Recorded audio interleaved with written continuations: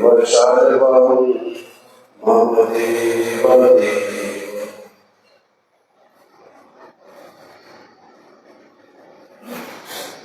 आज যদিও শ্রাবণ মাস, সেই শ্রাবণ মাস সমস্ত দিক দিয়ে পবিত্র। সেই পবিত্র শ্রাবণ মাসের পূর্ণিমা মহাতিথি আমরা পেয়েছি। সেটি গুরু পূর্ণিমা নামে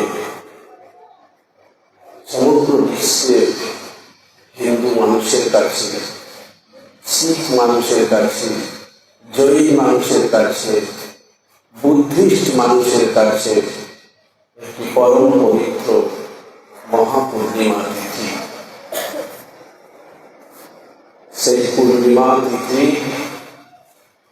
শুধু করিমগঞ্জ চন্দ্রগড় মন্দিরে নয়, শুধু করিমগঞ্জের সব মন্দিরে নয়, সমগ্র আসাম, সমগ্র ভারতবর্ষ, সমগ্র বিশ্বব্যাপী প্রত্যেক যে যার গুরুর আশ্রমে আজকে গুরু পূর্ণিমা তিথি সবাই মহাভক্তি সহকারে প্রাণ করে এই গুরু পূর্ণিমা তিথি উদযাপন করছেন, গুরুর উদ্দেশ্যে শ্রদ্ধা জ্ঞাপন করছেন।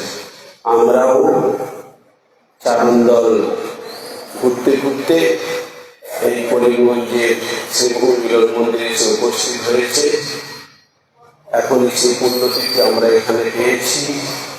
আমরা সবাই আনন্দিত যে আজকে আমরা সবাই একসাথে মিলিত হয়ে শ্রী শ্রী গুরু মহারাজের কাছে আমরা আশীর্বাদ প্রার্থনা করব, যোগ্য দেবতার কাছে আশীর্বাদ প্রার্থনা করব, মাতা অন্নপূর্ণা শ্রী ভগবানের কাছে আমরা প্রার্থনা করব। সেই পুণ্য দিন, মহাপূর্ণ মহামহিম লক্ষণ, আমরা সেই পুণ্য তিথিতে পুণ্যধাম এই হিন্দু মিলন মন্দির, সেই পুণ্যধামে আমরা সবাই এসে উপস্থিত হয়েছি। আমরা খুবই সৌভাগ্যবান, সৌভাগ্যবতী। করিমগঞ্জ শহরে অনেক মানুষ আছে, শ্রীভূমি শহরে অনেক মানুষ আছে, কিন্তু সবাই কিন্তু আসতে পারে না, সবাই আসতে পারে না। যাদেরকে গুরু মহারাজ বিশেষ কৃপা করেছে তারাই আসতে পেরেছে। সবসময় মনে রাখবেন, আপনারা খুবই সৌভাগ্যবান, সৌভাগ্যবতী। প্রত্যেকেরই কাজ আছে, এখানে যারা এসেছেন প্রত্যেকেরই কাজ আছে, তবুও আজকের দিনে ঠাকুরের চরণে এসে সবাই যজ্ঞকে কেন্দ্র করে মাতা অন্নপূর্ণা শ্রী ভগবানের চরণ তলে, গুরু মহারাজের চরণ তলে আমরা সবাই প্রার্থনায় রত। আজকে গুরু পূর্ণিমা মহাতিথি। আজকে ব্যাসদেবের জন্মদিন, শুভ জন্মদিন ব্যাসদেব। কৃষ্ণ দ্বৈপায়ন বেদব্যাস, সেই বেদব্যাসের আজ শুভ জন্মদিন। সবাই আজকের এই পূর্ণ দিনে গুরুরূপে বরণ করেছেন ব্যাসদেবকে। তাকে বিশেষভাবে স্মরণ করার জন্যে যে যার গুরুর আশ্রমে গিয়ে গুরুর মাধ্যমে সবাই তার উদ্দেশ্যে প্রার্থনা করছে। গুরুদেবের মাধ্যমে ব্যাসদেবের জন্মদিন সবাই পালন করছে। কেন আমরা ব্যাসদেবকে এত মর্যাদা দেব। কেন? আমরা গুরু প্রণাম মন্ত্রের প্রথম লাইন আমরা সবাই একসাথে বলি, ওম অজ্ঞানতিমিরান্ধস্য জ্ঞানাঞ্জনশলাকয়া চক্ষুरुन्मिलितं येन তস্मै শ্রীগুরবে নমঃ। কি? যিনি অজ্ঞান অন্ধকার থেকে তার জ্ঞানরূপ শলাকা দিয়ে, জ্ঞানরূপ যে শলাকা, সেই জ্ঞানরূপ শলাকা দিয়ে কি করছেন না আমাদেরকে অন্ধকার থেকে আলোর দিকে নিয়ে যাচ্ছে। অন্ধকার থেকে আলোর দিকে নিয়ে যাচ্ছে। অন্ধকার থেকে আলোর দিকে নিয়ে যাচ্ছে মানে কি? আমরা কি সবাই অজ্ঞান? এত সহজ?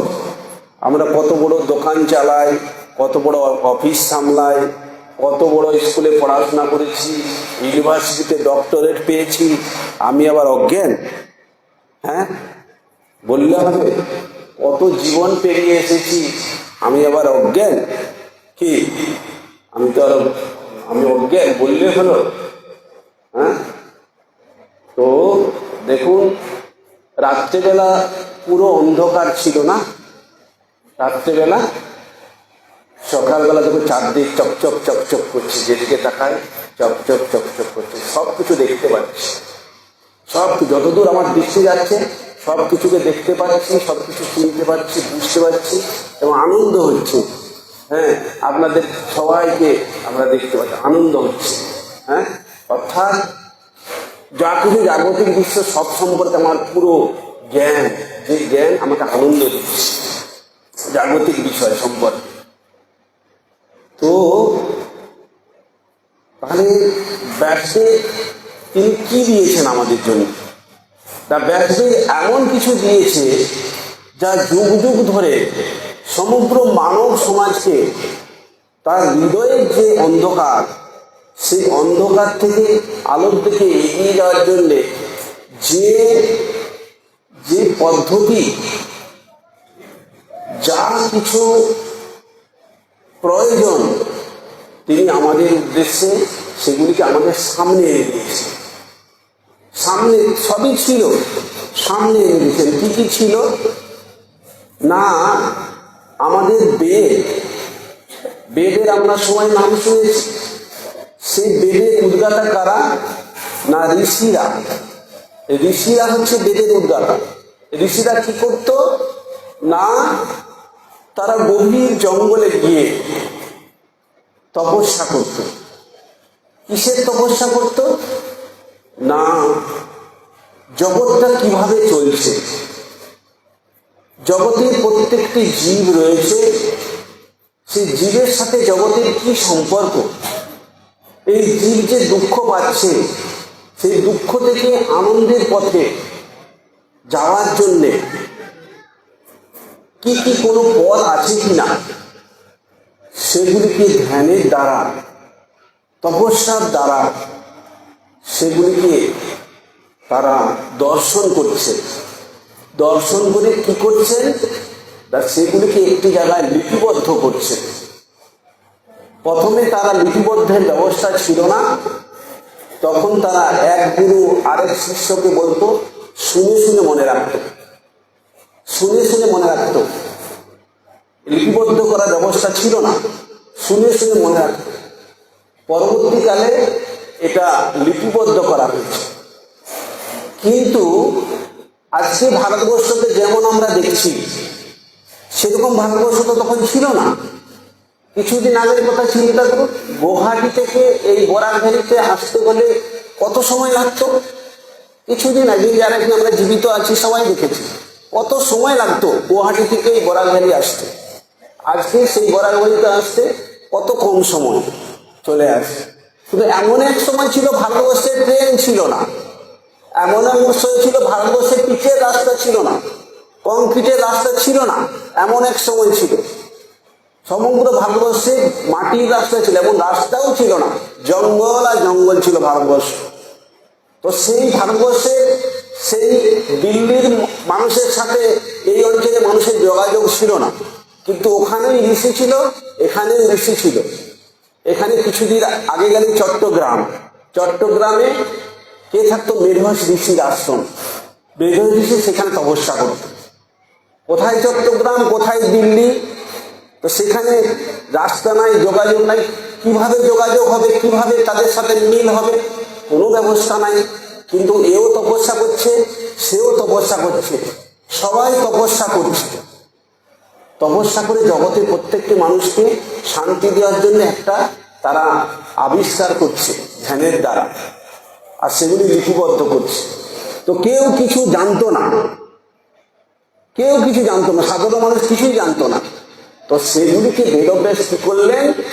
সবগুলিকে এক জায়গায় নিয়ে এসে সেগুলিকে প্রথমে তিনটি ভাগে ভাগ করলেন। সেগুলিকে প্রথমে তিনটি ভাগে ভাগ করলেন। কি কি? ঋগ্বেদ, সামবেদ, যজুর্বেদ, তিনটি ভাগে ভাগ করলেন। এই জন্য কোথায় আমরা দেখেছি তিনটি ভাগে? বেদত্রয়ী, দেখবে গীতা মাহাত্ম্যে বেদত্রয়ী আছে, বেদত্রয়ী কথাটা আছে। তার প্রথমে তিনটি ভাগ ছিল, তারপরে সেটাকে আরো সুন্দর মডিফাই করে আরেকটা বেদ আনলেন, তার নাম অথর্ববেদ, চতুর্বেদ। চারটি বেদে ভাগ করলেন। আমাদের উদ্দেশ্যে বেদ শ্রুতিকে কি হলেন? একদম লেখনীতে নিয়ে এসে সুন্দরভাবে আমাদের উদ্দেশ্যে দিলেন। বিভিন্ন একদম স্টেজ বাই স্টেজ ভাগ করে দিয়েছে, আমরা যাতে সহজে বুঝতে পারি। যুগ যুগ ধরে এই বেদই হিন্দুর পরম পবিত্র বেদ, হিন্দুর কি মূল ধর্মগ্রন্থ। ইসলামের যেমন কোরআন, খ্রিস্টানের যেমন বাইবেল, তেমনি আমাদের পরম পবিত্র বেদ। মনে রাখতে হবে, হিন্দু ধর্মের মূল ধর্মগ্রন্থের নাম কি? পরম পবিত্র বেদ। এত সুন্দর জিনিস, সেটা আমাদের মনে রাখতে হবে। কেউ যদি বলে তোমার মূল ধর্মগ্রন্থের নাম কি, আমি বলবো গীতা। কেউ যদি বলে রামায়ণ, কি বলবে মহাভারত, বলবে এরকম। জিজ্ঞেস করে দেখবে, তোমার বন্ধু বান্ধবীদের জিজ্ঞেস করে দেখবে, ওরা এরকমই বলবে যে আজকেই পরীক্ষা করে নিও। আজকে তোমার বন্ধু বান্ধবীকে ফোন করে বলো তো আমার হিন্দু ধর্মের মূল ধর্মগ্রন্থের নাম কি? ও বলবে রামায়ণ, কে বলবে মহাভারত, কে বলবে ভাগবত, বলবে। বুঝলেন? কিন্তু মনে রাখতে হবে, আমাদের হিন্দু ধর্মের পরম পবিত্র বেদ হচ্ছে মূল ধর্মগ্রন্থ। তাকে কে শাখা রূপ দিয়েছে? না, ব্যাসদেব শাখা রূপ দিয়েছে। তো সেই ব্যাসদেব আর কি করছেন? পঞ্চম বেদ রচনা করলেন। পঞ্চবেদের নাম কি, কে বলতে পারবে? জানেন পঞ্চম বেদের নাম কি? পঞ্চম বেদের নাম কি? পঞ্চম বেদের নাম সাধু বাবা বলে কই গেল? পঞ্চম বেদের নাম কি? মহাভারত হচ্ছে পঞ্চম বেদ। এগুলি আমরা হিন্দু ধর্মের মানুষ, আমাদের জানতে হবে। এগুলি যদি না জানি তাহলে কি হলো না? তাহলে বোঝা যাচ্ছে কোথায় আমার অজ্ঞান। আমি অনেক বড় পড়াশোনা করেছি, হ্যাঁ, কোথায় অজ্ঞান বোঝা যাচ্ছে। এরপরে ওইগুলোর মধ্যে কি আছে সেগুলিকে জানলে পরে হৃদয়ে যে অন্ধকার আছে, অন্ধকারে আমি রোজ সন্ধ্যাবেলা এখানে পাঠ করি, যারা আসেন তারা বুঝতে পারেন যে কিভাবে আমার হৃদয়ের অন্ধকারটা দূর করা যায়। সেগুলি সব এইসব শাস্ত্রে আছে, সুন্দরভাবে লেখা আছে। আমি রোজ পাঠ করি, যারা শুনে তারা বুঝতে পারে কিভাবে হৃদয়ের অন্ধকার দূর করা যায়। আমাদের এত কষ্ট, এত দুঃখ প্রত্যেকের জীবনে, সেই দুঃখর কারণ কি, কেন দুঃখ আমাদের আসে, এই শাস্ত্রগুলিতে আছে। মহাভারত, উপনিষদ, শ্রীমদ্ ভগবদ গীতা, এগুলিতে ভাগবত রচনা করেছেন কে? ব্যাসদেব। অষ্টাদশ পুরাণ রচনা করেছে কে? ব্যাসদেব। তো এত সব শাস্ত্রকে যিনি সংকলিত করেছেন, সমগ্র মানব সমাজের সেখানে কোনো ধর্ম টর্ম কোনো কথা নয়, সমগ্র মানব সমাজের অজ্ঞান দূর করে আলোর পথে নিয়ে যাওয়ার যে ভাবধারা, এগুলির মধ্যে পূর্ণভাবে আছে। তো ব্যাসদেব তিনি আমাদের সবার পূজ্য, তিনি গুরুর গুরু। তাকে যে আজকের দিনে তিনি আমাদের পরম গুরু, আজকের দিনে তাকে আমরা সবাই স্মরণ করবো তার পূর্ণ জন্মতিথিতে। সবাই বলুন ব্যাসদেব ভগবান কি, ব্যাসদেব ভগবান কি, ব্যাসদেব ভগবান কি। তো আজকে ব্যাসদেবের মূর্তি নাই, কিছু নাই, এখানে কার মূর্তি? গুরু মহারাজের। তিনি এই দিব্য ধামে, দিব্য বেদিতে তিনি বিরাজমান। আমরা গুরু ব্রহ্মা, গুরু বিষ্ণু, গুরুদেব মহেশ্বর, গুরু সাক্ষাৎ পরব্রহ্ম তস্मै শ্রী গুরবে নমঃ। সেই গুরু তিনিই সব। তার মাধ্যমে, তার পূজা আরাধনার মাধ্যমে আমরা ব্যাসদেবকে শ্রদ্ধা জ্ঞাপন করব।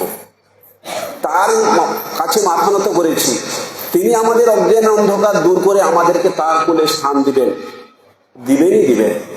এখানে কোনো সন্দেহ নাই।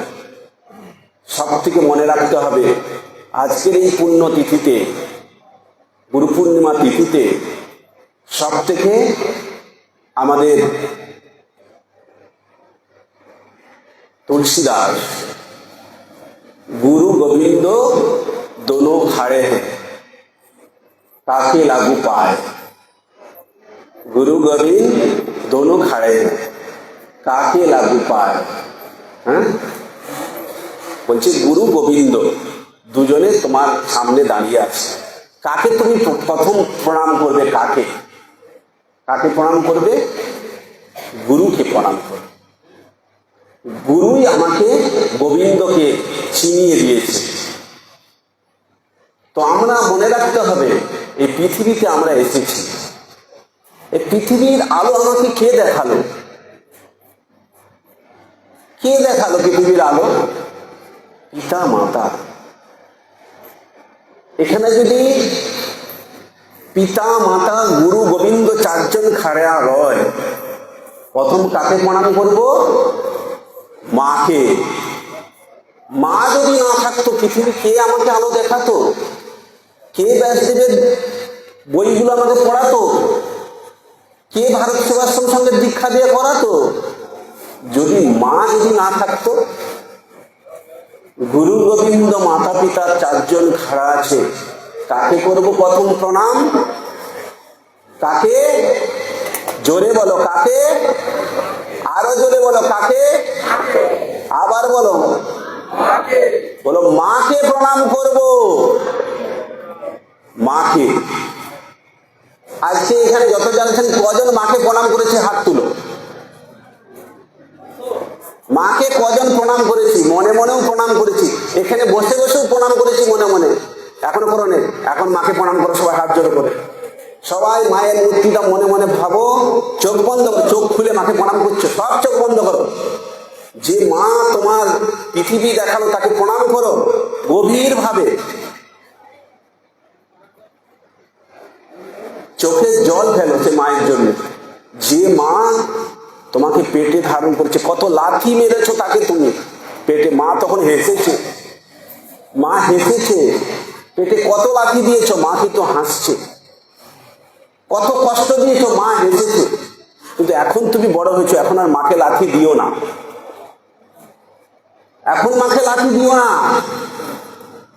মায়ের চরণ দুটো জড়িয়ে ধরো।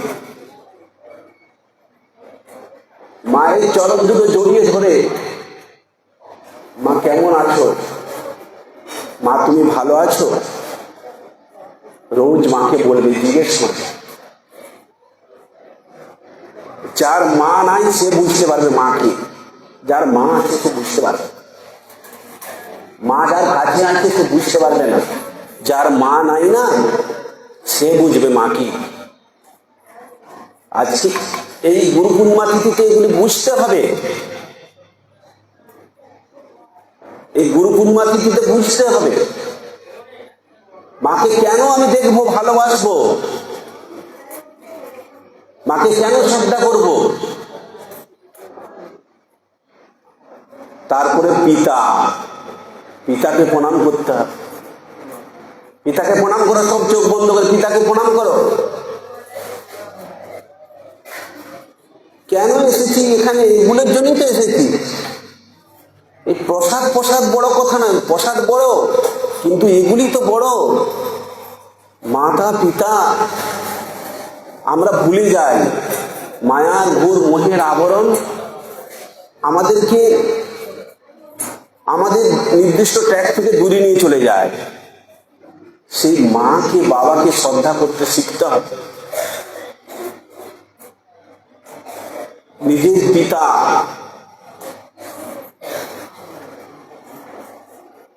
পিতা, তাকে শ্রদ্ধা করতে হবে। কথাগুলো মন দিয়ে শুনতে হবে। এসেছি কি জন্যে? তারপরে গুরুদেবকে প্রণাম করব। গুরুদেবই আমাদেরকে সেই পরম শক্তি, বাবা মা পরম শক্তির সাথে যুক্ত করে দিতে পারবে না, তাদের সেই সাধনা তপস্যা নেই। কিন্তু কার সাথে পরিচয় করে দিল বাবা মা? যে গুরু মহারাজ, তিনি কি করবেন? তিনি সেই পরম শক্তির সাথে আমাকে যুক্ত করে দিবেন। বলছে ইনি তো গুরু, এর সাথে তুমি দীক্ষা নে, এর সাথে সম্পর্ক কর, তার সাথে সম্পর্ক পাতাও। আমার সাথে যেমন তোমার সম্পর্ক, আমি তোমার মা, আমি তোমার পিতা, যেমন আমাকে ভালোবাসো, গুরুকে এরকম ভালোবাসো। আমাকে না দেখলে যেমন তোমার মনে কষ্ট হয়, কথা বলা যাবে না তো। আমাকে না দেখতে পেরে যেমন তোমার কষ্ট হয়, তোমার বাবাকে না দেখতে পেরে যেমন কষ্ট হয়, তেমনি গুরুর সাথে সেরকম সম্পর্ক করো। গুরুদেবকে না দেখে যেন তোমার মনে কষ্ট হয়, দুঃখে বুকটা ফেটে যায়। কখন মনে হবে জানেন তো? গুরুর খুব কাছে আছেন আপনি, কখন হবে? শুধু আনন্দ করলেই হবে না, যখন গুরুদেবকে তার সংস্পর্শ থেকে একটু চ্যুত হলেই মনে হবে যেন আমি অনেক কিছু হারিয়ে ফেলেছি। যখন মনে হবে, তখন ভাববেন গুরুদেবের সাথে সম্পর্ক হয়েছে। গুরুদেবের কাছে যাওয়ার জন্য মনটা পাগল হয়ে যাবে। কখন ঠাকুর ঘরটা খুলবো, গুরুকে দর্শন করব। অনেকে আছে সারাদিন ঠাকুর ঘর বন্ধ, কাজ করেই যাচ্ছে, ঠাকুর ঘর আর খোলা হয় না। এটা ভাব নয়। ঘুম থেকে উঠে মুখটা ধুয়ে কাপড়টা ছেড়ে ঠাকুর ঘরটা খুলে ঠাকুরকে দর্শন করব। যে তিনি তো আমার সব, যারা সব নয় তাদেরকে নিয়ে এতক্ষণ ছিলাম, কিন্তু যিনি সব তার কাছে তো যায়। আমরা কিন্তু সেই অনুভূতিটা আমাদের নাই,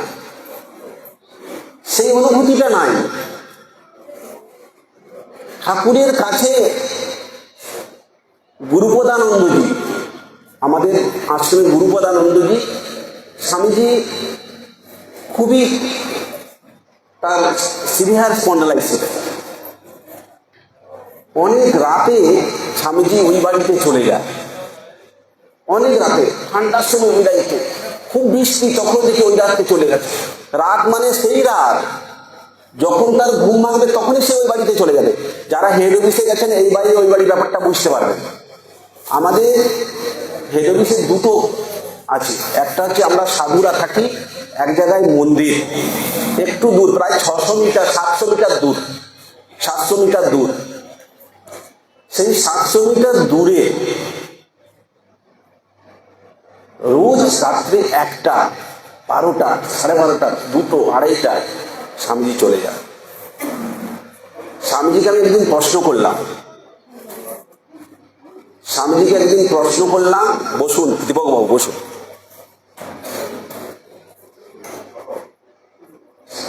স্বামীজিকে আমি প্রশ্ন করলাম, স্বামীজি আপনি রোজ ওখানে চলে যান, তো ভোরবেলা একটু ঘরে বসে বসে জব করলেই তো হতো। বলছে মহারাজ, এখন তো আমি অনেক ভালো, ওই বাড়ি আমার যেতে আমি চলে যাই, লাঠি একটা নিয়ে চলে যাই। এমন একদিন ছিল, এই 600 মিটার রাস্তা যেতে আমার 1 ঘন্টা সময় লাগবে। 600 মিটার রাস্তা যেতে আমার 1 ঘন্টা সময় লাগবে। এখন তো আমি 3 মিনিটে চলে যাই, 1 ঘন্টা সময় লাগতো। আমি কিরকম ভাবে স্বামীজি? বলছে দেখো, এই ঘরটা খুলে প্রথম সিঁড়ি স্টেপে গিয়ে আমাকে 3 মিনিট দাঁড়াতে হতো। প্রত্যেকটা স্টেপে নামতে নামতে আমাকে দাঁড়াতে হতো, প্রত্যেকটা স্টেপে নামতে নামতে আমাকে দাঁড়াতে হতো।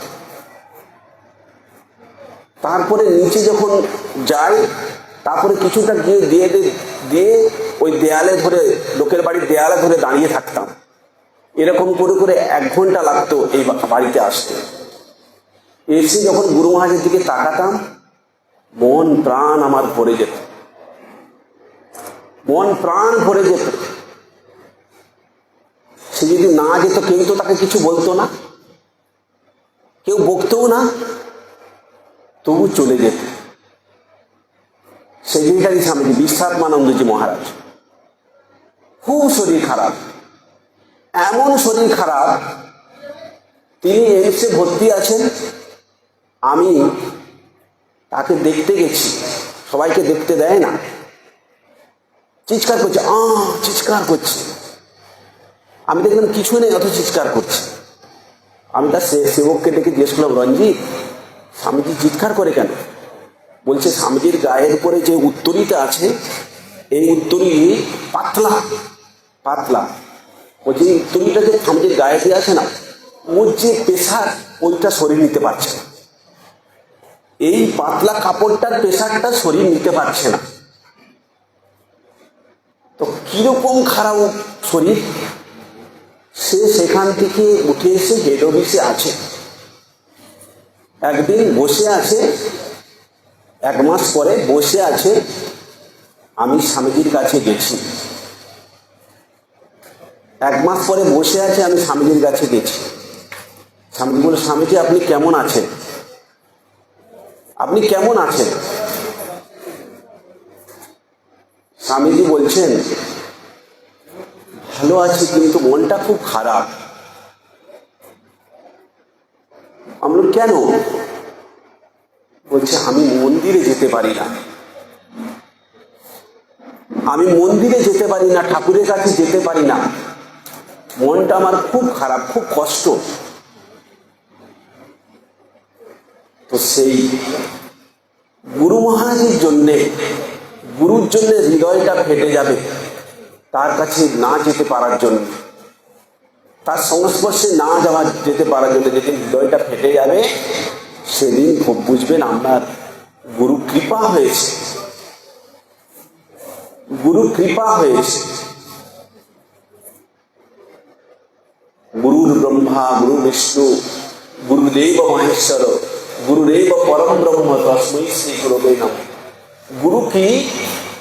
গুরু কি না মন্ত্র সত্যং, পূজা সত্যং, সত্যং দেব নিরঞ্জন, গুরুর বাক্যং সদা সত্যং, সত্যমেব পরম পদ।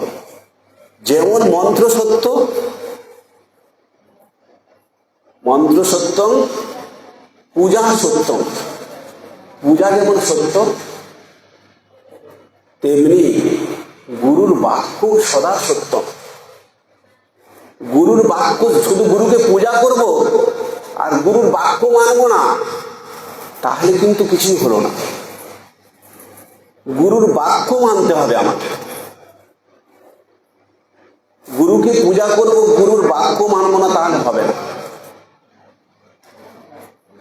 গুরুর বাক্য মানতে হবে।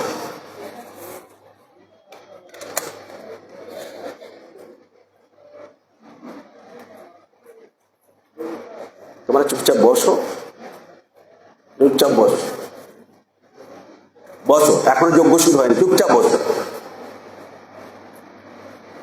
যজ্ঞ শুরু হতে এগুলো দেরি আছে, চুপচাপ বসো, ধ্যান করো। যজ্ঞের নিজের প্ল্যাটফর্মটা মনটাকে বানিয়ে নিতে হবে। কথাগুলো শুনতে শুনতে মনটাকে বানিয়ে নাও, সোজা হয়ে বসো, মনটাকে একদম বানিয়ে নাও। মনই হচ্ছে সব। মনটাকে যদি না বানাতে পারি, মন সব। বলছে প্রকৃতি পুরুষঞ্চৈব বিদ্ধনাথ উভাবপি। প্রকৃতি আর পুরুষ, মন প্রকৃতি, এই দুটোকে অবলম্বন করে পুরুষ রূপ যে আত্মা ভিতরে বসে আছে, যিনি গুরুরূপী আত্মা যে হৃদয়ে বসে আছে, এই প্রকৃতি আর মনকে অবলম্বন করে সব কিছু গ্রহণ করে।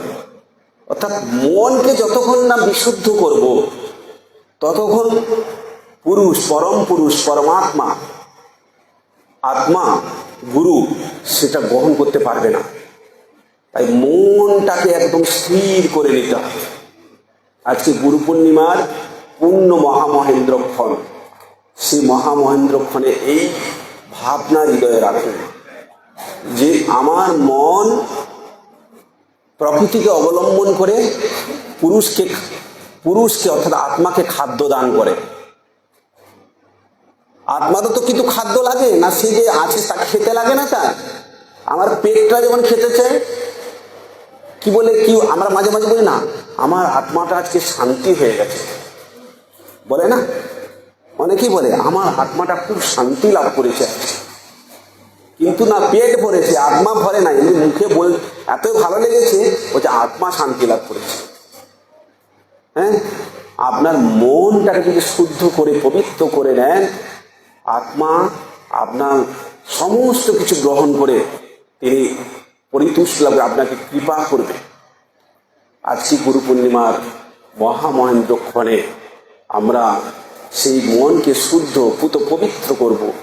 গুরু মহারাজ তিনি এই যুগের ভগবান, এই যুগের আচার্য, তিনি আমাদেরকে কি দিয়ে গেলেন?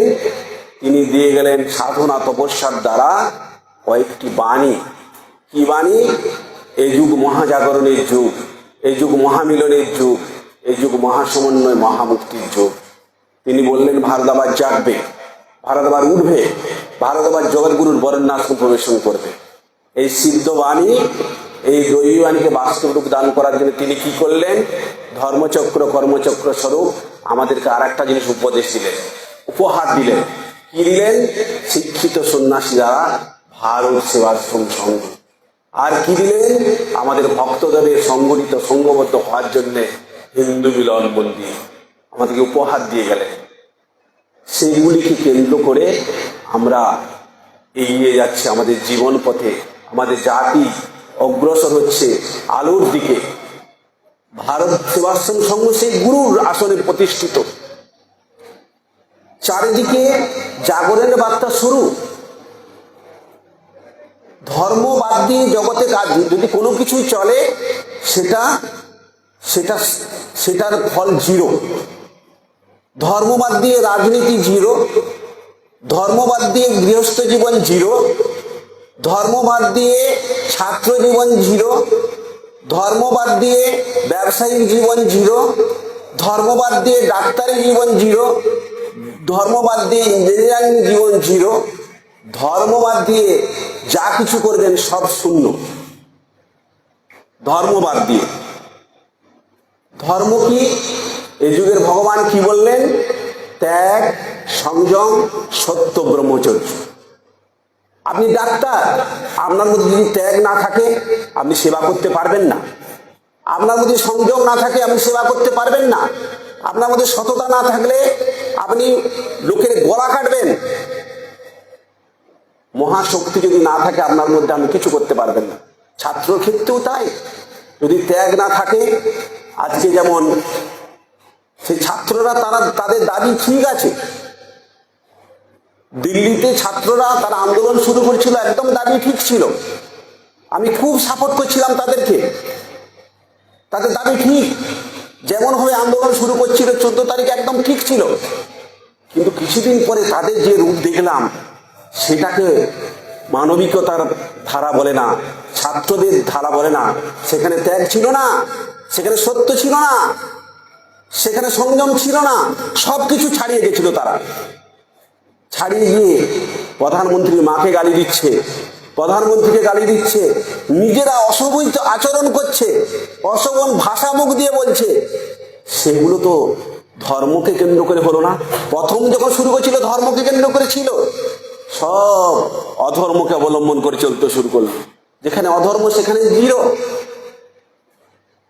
তাই সবাই এই যুগের ভগবান তিনি বার্তা দিচ্ছেন, এই যুগ মহাজাগরণের যুগ।